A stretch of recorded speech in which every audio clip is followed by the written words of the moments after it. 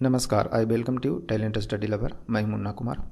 Now आज की mix practice series की नेक्स्ट क्लास स्टार्ट करते हैं। तो चलते हैं आज की फर्स्ट क्वेश्चन की ओर। आज का पहला क्वेश्चन है, संविधान की आत्मा किसे कहते हैं? ऑप्शन है आपका ए प्रस्तावना, बी मूल अधिकार, सी मूल कर्तव्य और डी है नीति निर्देशक तत्व। तो इस क्वेश्चन का राइट आंसर होगा आपका ऑप्शन ए, यानी कि प्रस्तावना को कहते हैं। संविधान की आत्मा किसे कहते हैं? तो प्रस्तावना को कहते हैं। कुछ पॉइंट देख लेते हैं। तो प्रस्तावना को संविधान की कुंजी भी कहते हैं। संविधान की कुंजी भी कहा जाता है प्रस्तावना को। आगे है कि भारत में नीति निर्देशक तत्व किस देश से लिया गया है? तो ये आयरलैंड के संविधान से लिया गया है। आयरलैंड के संविधान से लिया गया है। अनुच्छेद 32 जो है उसे क्या कहते हैं? तो अनुच्छेद 32 का संबंध है संवैधानिक उपचार या फिर इसे हृदय और आत्मा भी कहा जाता है। हृदय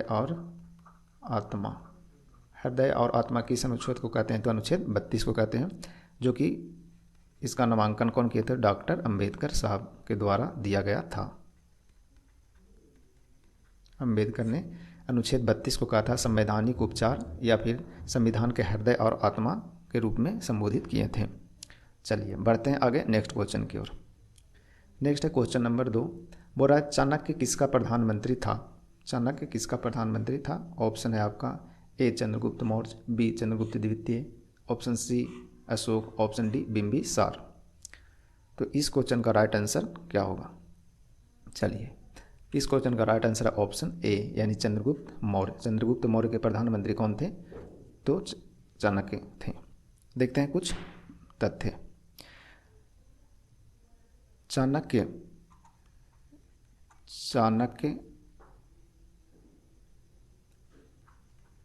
अर्थशास्त्र पुस्तक के लेखक हैं, यानी अर्थशास्त्र पुस्तक के लेखक कौन है? तो चाणक्य के द्वारा रचना किया गया था। अर्थशास्त्र पुस्तक में मौर्य काल के दौरान जो प्रशासन की व्यवस्था किया गया था उसके बारे में बताया गया है। कौन सी पुस्तक में? अर्थशास्त्र में, जो कि चाणक्य के द्वारा लिखा गया है। भारत की मुक्तिदाता किसे कहते हैं? तो चंद्रगुप्त मौर्य को कहा जाता है। चंद्रगुप्त मौर्य को भारत का मुक्तिदाता भी कहा जाता है। चाणक्य जो थे चंद्रगुप्त का राजनीतिक गुरु भी थे। चाणक्य जो थे इनका क्या था? चंद्रगुप्त मौर्य का राजनीतिक गुरु थे। और आध्यात्मिक गुरु जो थे वो थे भद्रबाहु। इनके आध्यात्मिक गुरु थे वो थे भद्रबाहु। भद्रबाहु थे चाणक्य के कौन? आध्यात्मिक गुरु। चंद्रगुप्त जो थे वो क्या थे? जैन धर्म के अनुयायी थे। जैन धर्म के अनुयायी थे कौन? चंद्रगुप्त मौर्य। ठीक है, तो ये था कुछ पॉइंट। बढ़ते हैं आगे नेक्स्ट क्वेश्चन की ओर। नेक्स्ट है क्वेश्चन नंबर 3। बोला 14 वर्ष से कम उम्र के बच्चों को जोखिम भरे काम पर न लगाना किस अधिकार के प्रति संरक्षण है? ऑप्शन ए है शोषण के विरुद्ध, ऑप्शन बी दैहिक स्वतंत्रता का अधिकार, ऑप्शन सी शिक्षा का अधिकार, ऑप्शन डी रोजगार का अधिकार। तो इस क्वेश्चन का आपका राइट आंसर जो होगा वो होगा आपका क्या? ऑप्शन ए, यानी शोषण के विरुद्ध, जो कि अनुच्छेद कितना में?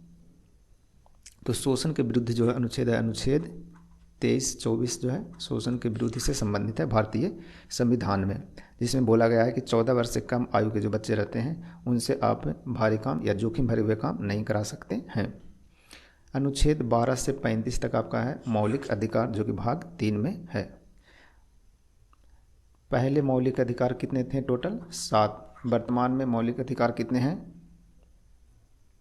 तो वर्तमान में मौलिक अधिकारों की संख्या जो कि आपका घट करके 6 हो गया, जो कि संपत्ति के अधिकार को हटा दिया गया है। कब हटाया गया? तो 1978 में 44वां संविधान संशोधन के द्वारा इसे हटा दिया गया है। ठीक है, बढ़ते हैं आगे नेक्स्ट क्वेश्चन की ओर। नेक्स्ट है क्वेश्चन नंबर 4। राज्यसभा के सभापति होते हैं? तो ऑप्शन ए है राष्ट्रपति, ऑप्शन बी उपराष्ट्रपति, ऑप्शन सी प्रधानमंत्री, ऑप्शन डी लोकसभा अध्यक्ष। यानी राज्यसभा के सभापति कौन होते हैं? तो इस क्वेश्चन का राइट आंसर आपका होगा ऑप्शन बी। ऑप्शन बी उपराष्ट्रपति, यानी कि राज्यसभा के जो सभापति होते हैं वो कौन होते हैं, तो उपराष्ट्रपति होते हैं। देखते हैं इससे संबंधित कुछ तथ्य। राज्यसभा क्या है, तो एक अस्थाई सदस्य है, अस्थाई सदन है जो कि कभी भंग नहीं होता है। इनके सदस्यों का जो कार्यकाल होता है वो 6 वर्ष का होता है। राज्यसभा के सदस्यों का कार्यकाल 6 वर्ष का होता है और प्रत्येक 2 वर्ष में 1/3 सदस्य जो है वो नए चुनाव होते रहते हैं। राज्यसभा राज्यों का प्रतिनिधि सभा भी है। राज्यसभा क्या है, तो राज्यों का प्रतिनिधि सभा भी है। ठीक है। राज्यसभा में सबसे ज़्यादा सीट कौन सी स्टेट की है, तो उत्तर प्रदेश का है। टोटल कितना, 31 है। चलिए बढ़ते हैं आगे नेक्स्ट क्वेश्चन की ओर। नेक्स्ट है क्वेश्चन नंबर 5। बोला भारत में मानव अधिकार सुरक्षा अधिनियम कब पारित हुआ। इसका ऑप्शन आपको है, option A 1981, option B 1991, option C 1993, option D 1995। तो इस क्वेश्चन का राइट आंसर होगा आपका ऑप्शन सी यानी 1993। भारत में मानवाधिकार सुरक्षा अधिनियम कब पारित हुआ था, 1993 में हुआ। चलिए देखते हैं कुछ तथ्य। सबसे पहले तो है कि मानवाधिकार दिवस कब मनाया जाता है। मानवाधिकार दिवस कब मनाया जाता है, तो 10 दिसंबर को मनाया जाता है। रोजगार आश्वासन योजना का प्रारंभ जो हुआ था वो कब हुआ था, तो 1993 में ही हुआ है। रोजगार आश्वासन योजना का प्रारंभ हुआ तो 1993 में ही हुआ था। ठीक है। बढ़ते हैं आगे नेक्स्ट क्वेश्चन की ओर। नेक्स्ट है क्वेश्चन नंबर 6। और अब भारत में काजू उत्पादन में मुख्य राज्य कौन सा है। काजू के उत्पादन में इसका ऑप्शन ए है Kerala, option B Tamil Nadu, option C Orissa, option D Paschim Bengal. तो इस क्वेश्चन का राइट आंसर होगा आपका ऑप्शन ए यानी कि केरल। भारत में काजू के उत्पादन में मुख्य राज्य कौन है, तो केरल है। भारत में नारियल उत्पादन में प्रथम राज्य कौन है, तो नारियल उत्पादन में भी केरल है। छोटी इलायची ये भी केरल में, छोटी इलायची ये भी आपका केरल में ही प्रमुख उत्पादक है। स्टेट मतलब केरल है। भारत में सब्जियों के उत्पादन में प्रथम कौन है, तो सब्जी उत्पादन में आपका यूपी। तालाब से अधिक सिंचाई कहाँ होता है, मतलब किस स्टेट में सबसे ज़्यादा तालाब से सिंचाई होता है, तो वो होता है आपका तमिलनाडु में सबसे ज़्यादा तालाब से सिंचाई होते हैं। चाय उत्पादन में कौन है, तो असम है। रबर उत्पादन में केरल, ठीक है। और बॉक्साइट उत्पादन में आपको उड़ीसा मिलेंगे। तो ये था कुछ पॉइंट इससे संबंधित। चलिए बढ़ते हैं आगे नेक्स्ट क्वेश्चन की ओर। नेक्स्ट है क्वेश्चन नंबर 6। हड़प्पा संस्कृति का एक अन्य नाम है, तो क्या नाम है। आपका ऑप्शन है ए लौह युगीन सभ्यता, ऑप्शन बी है ताम्र युगीन सभ्यता, ऑप्शन सी नवपाषाण कालीन सभ्यता, ऑप्शन डी कांस्य युगीन सभ्यता। तो इस क्वेश्चन का राइट आंसर होगा आपका क्या होगा, तो ऑप्शन डी यानी कांस्य युग सभ्यता इसका दूसरा नाम है, यानी अन्य नाम हड़प्पा सभ्यता का है। हड़प्पा सभ्यता से संबंधित कुछ पॉइंट देख लेते हैं। हड़प्पा सभ्यता भारत की प्राचीनतम सभ्यता है। क्या भारत की प्राचीनतम सभ्यता है। हड़प्पा सभ्यता को मेसोपोटामिया सभ्यता के समकालीन माना जाता है। कौन सी सभ्यता का, तो मेसोपोटामिया सभ्यता जो है सबसे पुराना है, इसी के समकालीन माना जाता है। हड़प्पा सभ्यता भारत में प्रथम शहरी सभ्यता। हड़प्पा सभ्यता कैसी थी, तो शहरी सभ्यता थी, ठीक है। चलिए बढ़ते हैं आगे नेक्स्ट क्वेश्चन की ओर। नेक्स्ट है क्वेश्चन, बौद्ध कला का प्रसिद्ध केंद्र कौन सा है। बौद्ध कला का प्रसिद्ध केंद्र जो है वो कौन सा है, तो इसका ऑप्शन आपको मिलेंगे ए कुशीनगर, बी अमरावती, सी कपिलवस्तु, डी श्रावस्ती। तो इस क्वेश्चन का राइट आंसर होगा आपका ऑप्शन बी यानी कि अमरावती। चलिए देखते हैं कुछ पॉइंट। अमरावती स्तूप जो है किस काल में बनाया गया था, तो अमरावती स्तूप है वो बनाया गया था सातवाहन काल में, ठीक है ना। सांची स्तूप जो कि भारत का सबसे बड़ा स्तूप है। सबसे बड़ा स्तूप है कहाँ है, भोपाल में। भोपाल एमपी के पास में ही, एमपी के पास भोपाल में है। सांची स्तूप किसके द्वारा बनाया गया था? तो अशोक के द्वारा बनाया गया था।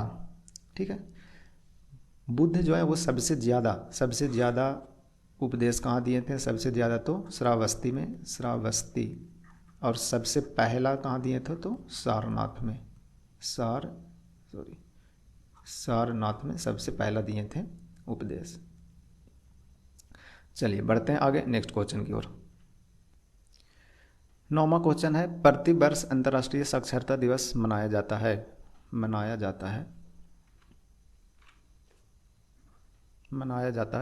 आपका ऑप्शन ए है 8 सितंबर, ऑप्शन बी 15 सितंबर, ऑप्शन सी 1 दिसंबर और ऑप्शन डी 8 मार्च को।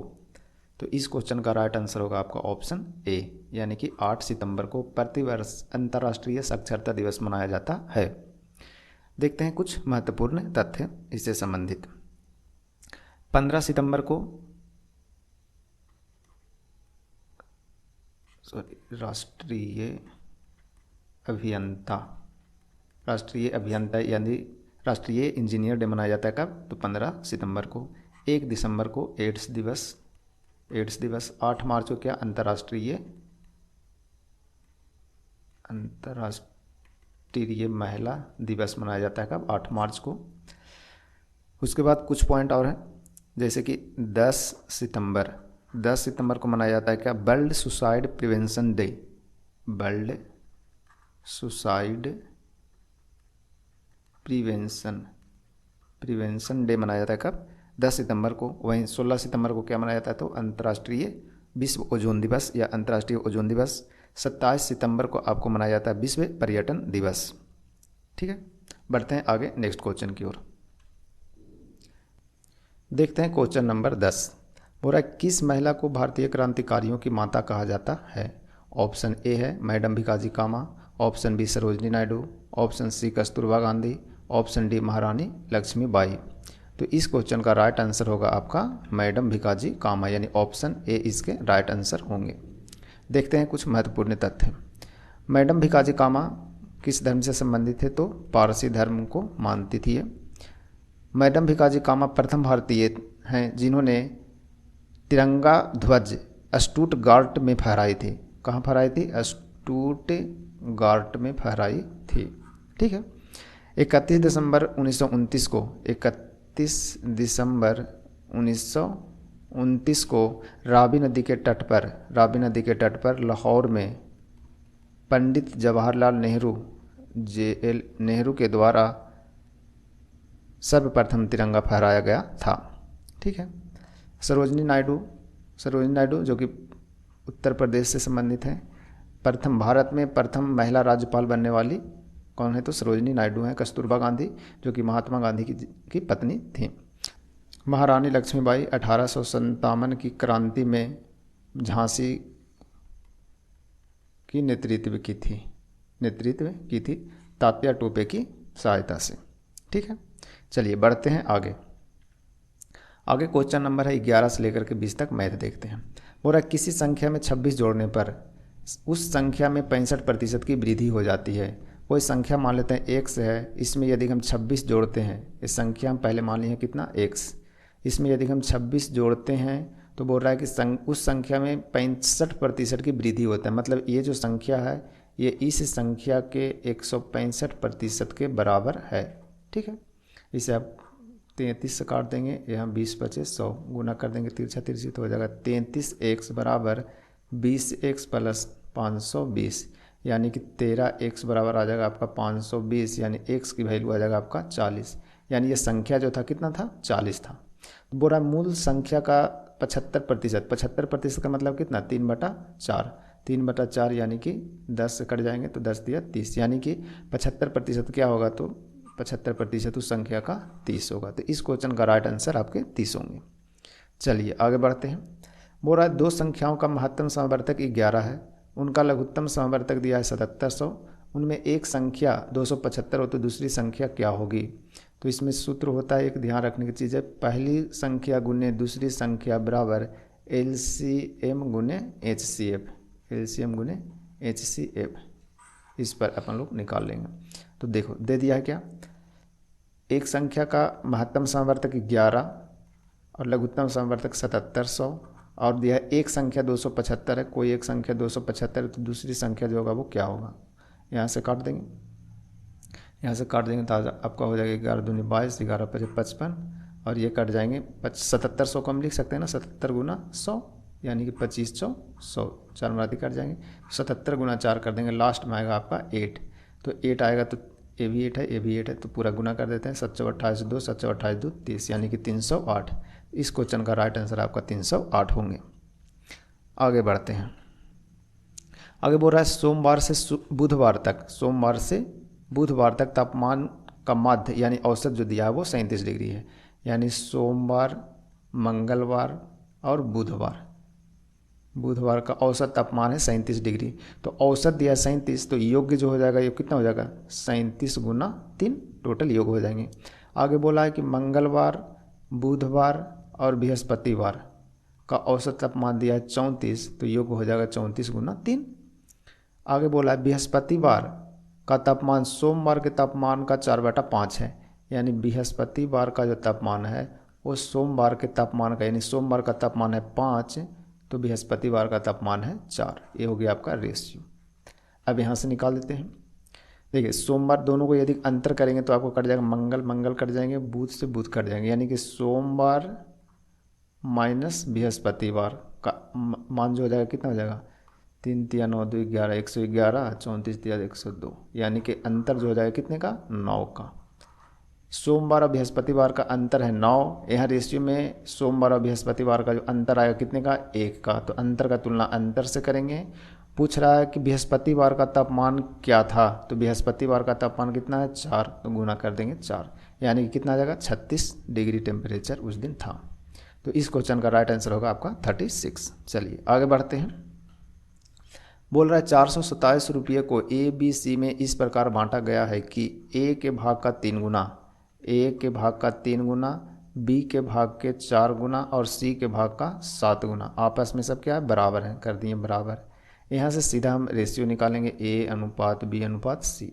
अब रेशियो निकालने के लिए क्या करेंगे, तो इस टाइप के रेशियो निकालने में ए का निकालना है, तो ए को निकालना है, जिसका मान निकालना है उसे हम छोड़ करके बाकी सभी जो संख्या बचे उसके हम गुना करेंगे, यानी कि ए का मान निकालना है तो ए को छोड़ करके बी और सी के जो अंक है उसको हम गुना करेंगे तो 728।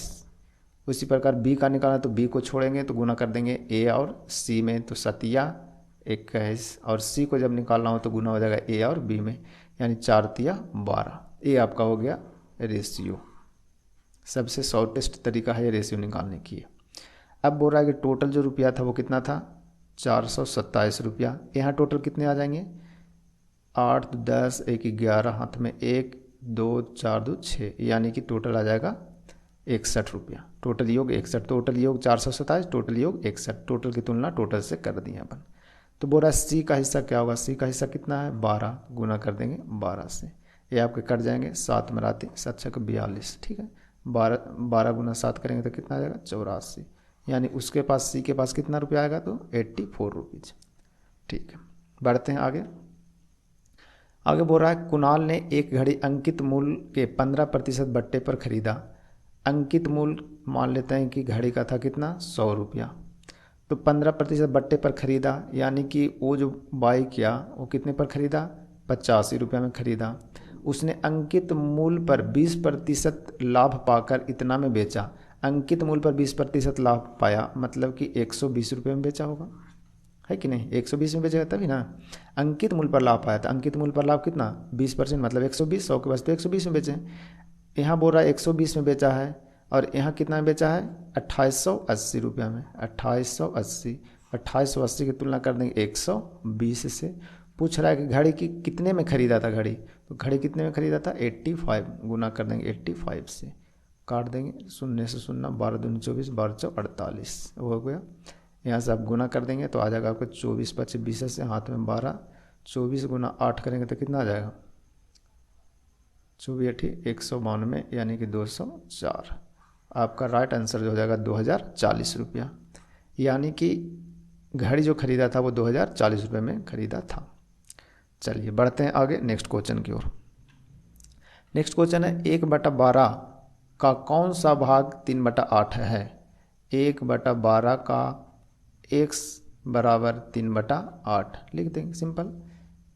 यहाँ काट देंगे, 2 चौ 8, 3 चौ 12, तिरछे तिरछे गुना कर देंगे तो आपका आ जाएगा x बराबर 9/2, यानी कि 9/2 है।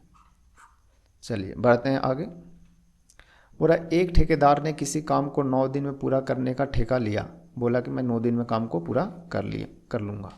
उसने कुछ मजदूर को काम पर लगाया। कितना मजदूर पता नहीं लगाया, कितने मजदूर को लगाया पता नहीं, परंतु उनमें से जो भी मजदूर लगाया उनमें से 6 व्यक्ति पहले दिन से काम पर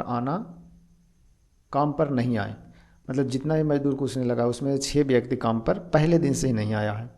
परिणाम स्वरूप काम जो है वो 15 दिनों में पूरा हुआ। तो उसने प्रारंभ में कितने मजदूर लगाए थे।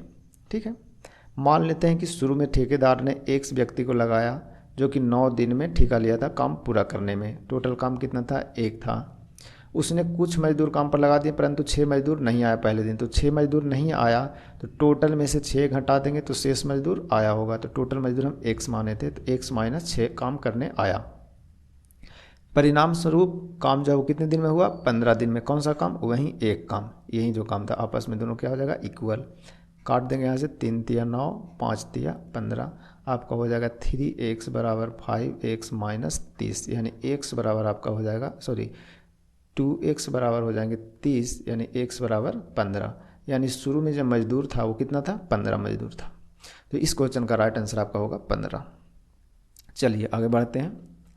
पूरा एक पाइप दूसरे पाइप की तुलना में किसी तालाब को 3 गुना तेजी से भर सकता है। 2 पाइप है, एक पाइप ए है, एक पाइप बी है। बोल रहा है कि एक की तुलना में दूसरा 3 गुना भरता है। मान लेते हैं कि यदि ई 1 के स्पीड से भरता है तो ये 3 गुना के स्पीड से भरता है बी। यदि दोनों पाइप मिलकर 36 मिनट में भरते हैं, दोनों भरने वाला ए भी भरता है, ए भी भरता है, दोनों की क्षमता दिया है 3 गुना काम करने की। एक दूसरे की तुलना है जो 3 गुना है, मतलब ए यदि 1 की स्पीड से काम करता है तो बी 3 गुना के स्पीड से काम करता है। तो टोटल जो यूनिट है काम की वो निकाल लेते हैं। तो टोटल हो जाएगा कितना, 36 मिनट दोनों का दिया है ना, 36 मिनट में दोनों भरते हैं, दोनों की क्षमता हो जाएगा 4। तो टोटल यूनिट हो जाएगा 36 गुना 4, यानी टोटल काम बोलें तो 36 गुना 4। तो बोल रहा है कि धीमी गति से भरने वाला पाइप अकेले उस तालाब को निम्न में से भरेगा, मतलब कितने मिनट में भरेगा। तो धीमी गति से भरने वाला का स्पीड कितना है, 1 के स्पीड से भरेगा तो कितने टाइम में भर लेगा, तो मान लेते हैं टी टाइम में भर लेगा वो। तो 36 गुना 4 कर देंगे तो कहा जाएगा कितना, 144, यानी धीमी गति वाला भरेगा तो 144 मिनट उसे लगेंगे भरने में। तो टोटल जो पानी भरने की यानी पाइप की तालाब की जो क्षमता है पानी हटने की वो हम निकालेंगे। सबसे इम्पोर्टेंट चीज़ समझने की कि 36 जो कि दोनों का टाइम और दोनों की क्षमता से हम गुना करेंगे। दोनों की टाइम दोनों की क्षमता से यदि हम गुना करते हैं तो तालाब की पूरी जो कैपेसिटी है पानी रखने की वो टोटल निकल जाएंगे। तो टोटल था 144 क्षमता है उसमें पानी हटने की। तो धीमी गति वाली जो पाइप है वो 1 के स्पीड से भरेंगे तो टोटल कितने लग जाएंगे, 144 मिनट लगेंगे। ठीक, बढ़ते हैं आगे। आगे क्वेश्चन है, बोला किसी हौज को पाइप ए है और एक पाइप बी है। ये भरता है आपका 6 घंटे में और बी भरते हैं आपके 8 घंटे में। दोनों पाइप को एक साथ खोल दिया जाता है। तो पहले हम निकाल लेते हैं यहाँ से दोनों की क्षमता जो भरने की है काम करने की। तो 6 और 8 की एलसीएम 24, 6 चौ 24 और 8 दिया 24, यानी कि स्पीड जो आ गया इसका कार्य करने की क्षमता है 4 और 3 की। टोटल जो एक हौज है उसमें टोटल पानी की क्षमता कितना है, तो टोटल 24 यूनिट हो जाएंगे। ठीक है ना, क्या कि एलसीएम ने 24 आया, या फिर टोटल जिसका टाइम उसी का क्षमता से गुना करके भी निकाल सकते हैं। तो 624 किसी में करें तो निकल जाएंगे। चलिए आगे बढ़ते हैं। टोटल है 24 यूनिट।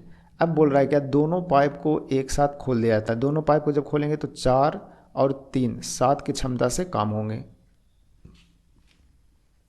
7 की क्षमता से काम होगा कब तक, 2 घंटे तक। 2 घंटे तक दोनों मिलकर काम किया, उसके बाद ए को बंद कर देता है, इसको बंद कर दिया जाता है।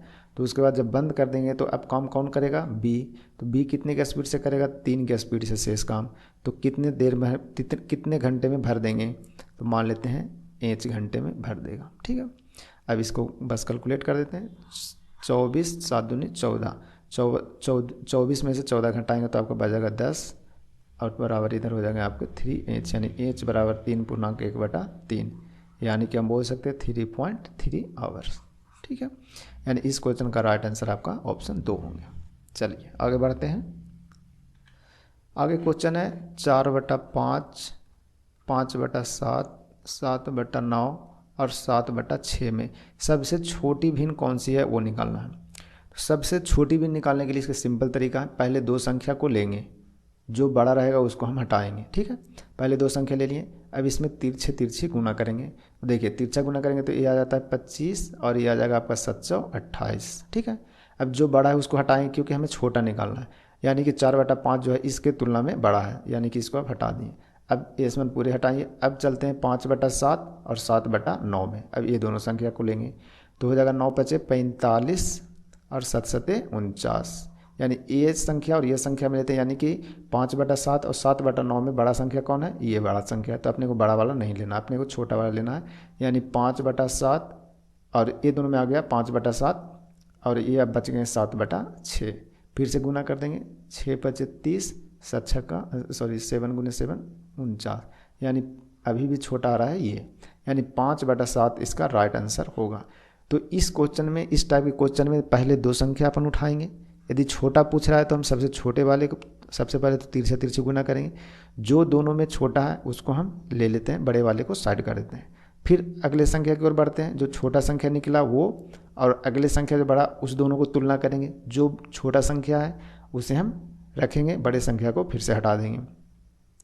फिर लास्ट में जो बचा उसका तुलना सबसे छोटा से करेंगे, जो बच गया सबसे छोटा है उसको लेंगे और सबसे बड़े को हटा देंगे, तो सबसे छोटा निकल जाएगा यहाँ पर। ठीक है, तो इस हिसाब से निकालेंगे तो अपन को चलाएंगे सबसे छोटा कौन, 5/7। एक बार और देखते हैं इसे इस प्रकार से, 4/5, 5/7, 7/9, 7/6। पहले दो संख्या को अपन लेते हैं, 728, 7 और 5 = 25, यानी 28 और 25 यहाँ गुना कर रहे हैं तो 28 आ रहा है, यहाँ गुना कर रहे हैं तो 25 आ रहा है। तो ये दोनों में छोटा कौन है, ये है, तो ये संख्या हटा दिए। अब ये संख्या का मान इसमें सब खत्म। अब ये और ये तुलना इस संख्या और इस संख्या में तुलना करेंगे तो 5 × 25, 25 है, 9 है, 9×5 = 45 और 49, तो 45 49 में ये बड़ा आ रहा है तो इसे भी हम हटाएंगे। अब बच गया ये और ये संख्या, तो 6×5 = 30 और 7×7 = 49, यानी अभी भी छोटा ये आ रहा है 30 वाली, यानी इस क्वेश्चन का राइट आंसर 5/7। चलिए आगे बढ़ते हैं। आगे बोल रहा है, अब कल का क्यूज का क्वेश्चन है। क्यूज का क्वेश्चन है क्या, किन्हीं दो संख्याओं का योग दिया है, मान लेते हैं संख्या x और y है, इसका योग दिया है आपका 11 और उसका गुणनफल दिया है आपका 18, यानी कि हम बोल सकते हैं इस रूप में। तो उनके व्युत्क्रमों का योग पूछा कि उनके व्युत्क्रमों का योग क्या होगा। तो संख्या मान लेते थे, माने क्या, एक संख्या माने अपन x और एक संख्या माने है y, तो इसका व्युत्क्रम क्या होगा, 1/x और 1/y। अब इसको हल करेंगे तो आ जाएगा xy × x + y, इस टाइप से आएगा। x + y का मान आपका दिया है कितना, 11, xy का मान कितना दिया हुआ है, 18, यानी इस क्वेश्चन का राइट आंसर जो होगा 11/18। ठीक है, चलिए आगे चलते हैं। बोल रहा है, आज की क्यूज का क्वेश्चन है, एक व्यापारी ने एक वस्तु अपने क्रय मूल्य के बराबर लाभ प्रतिशत लेकर 75 रुपये में बेची, वस्तु का क्रय मूल्य क्या था, इस आपको बताना है। ठीक है, तो ये है क्यूज का क्वेश्चन, इसे आप ज़रूर अटेम्प्ट करें और इसका आंसर आप कमेंट बॉक्स में बताएं। तो आज की क्लास यहीं समाप्त करते हैं, मिलते हैं फिर से कल नए क्लास में। तब तक के लिए आप सभी को धन्यवाद। यदि वीडियो अच्छा लगता है तो लाइक, शेयर एंड सब्सक्राइब ज़रूर करें।